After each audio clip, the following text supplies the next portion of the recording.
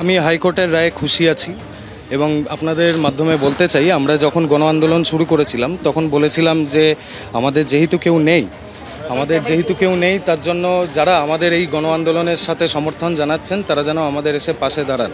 তো আপনাদের মাধ্যমে আমি আমাদের রাজ্যের বিরোধী দলনেতা শুভেন্দু অধিকারী মহাশয়ের কাছে কৃতজ্ঞতা জানাতে চাই। তার কারণ তিনি যেভাবে আমার পরিবারের পাশে দাঁড়িয়েছেন এবং আমার পাশে দাঁড়িয়েছেন, আমি চিরকৃতজ্ঞ তার কাছে থাকব। আমাদের আরও সতীর্থরা এখনও জেলে বন্দী আছে, তো আমাদের তাদেরকেও বার করানোর জন্য আমরা চালাবো।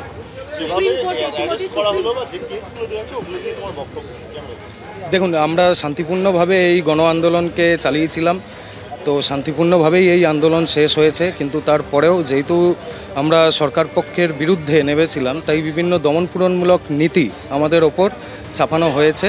কিন্তু তারপরেও মহামান্য হাইকোর্ট যে রায় দিয়েছে সেটি আমাদের পক্ষে দেওয়ার জন্য আমি চিরকৃতজ্ঞ থাকব। খুব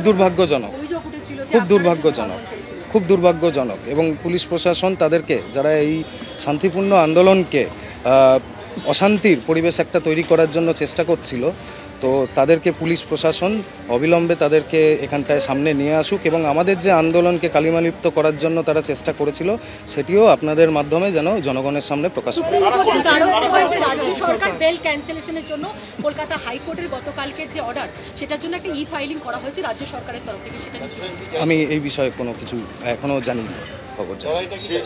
অবশ্যই জারি থাকবে। আমরা যেই লড়াই শুরু করেছিলাম সেটার 27শে আগস্ট একটা সার্থকতা পেয়েছি, কিন্তু আমরা সফলতা পাইনি। সফলতা সেই দিন পাবো যেই দিন আমরা দিদিভাইয়ের জন্য সঠিক বিচারটা নিয়ে আসতে পারবো।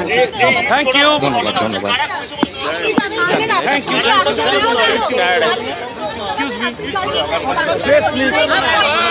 অবশ্যই चलो ना मेरे गाड़ी के पास करवा दूंगा तुम। গতকাল কলকাতা হাইকোর্টের কড়া সমালোচনার মুখে পড়তে হয় রাজ্য সরকারকে। সায়ন লাহিড়ী তিনি মুক্তি পেয়েছেন। তিনি জানালেন কলকাতা হাইকোর্টের রায় তিনি খুশি, তবে আন্দোলন কিন্তু চালিয়ে যাবেন তারা এবং আন্দোলন এখনো সফলতা পায়নি। যতক্ষণ না নির্যাতিতা তিনি বিচার পাচ্ছেন ততক্ষণ পর্যন্ত তাদের আন্দোলন জারি থাকবে। সায়ন লাহিড়ী এমনটাই বললেন। ইতিমধ্যে তিনি বেরিয়ে যাচ্ছেন ব্যাংশাল কোর্ট থেকে। দেখতে পাচ্ছেন গতকালই কলকাতা হাইকোর্টের প্রবল সমালোচনার মুখে পড়ে রাজ্য সরকারের ভূমিকা এবং আজ দুপুর 2টার মধ্যে মুক্তি দিতে হবে সায়ন লাহিড়ীকে।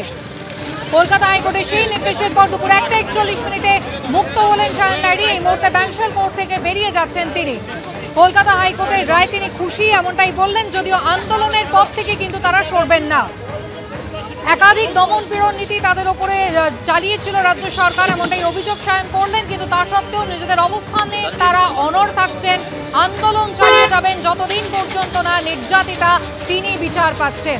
বিচারের দাবিতে সরব থাকবেন সায়ন, এমনটাই জানিয়েছেন তিনি। পশ্চিমবঙ্গ ছাত্র সমাজের আহ্বায়ক সায়ন লাহিড়ী অবশেষে মুক্তি পেলেন। কলকাতা হাইকোর্টের নির্দেশ ছিল আজ দুপুর 2টার মধ্যে তাকে মুক্তি দিতে হবে। বেলা 1:41 ব্যাংশাল কোর্ট থেকে মুক্ত হলেন সায়ন লাহিড়ী। এই মুহূর্তে আদালত চত্বর ছাড়ছেন তিনি।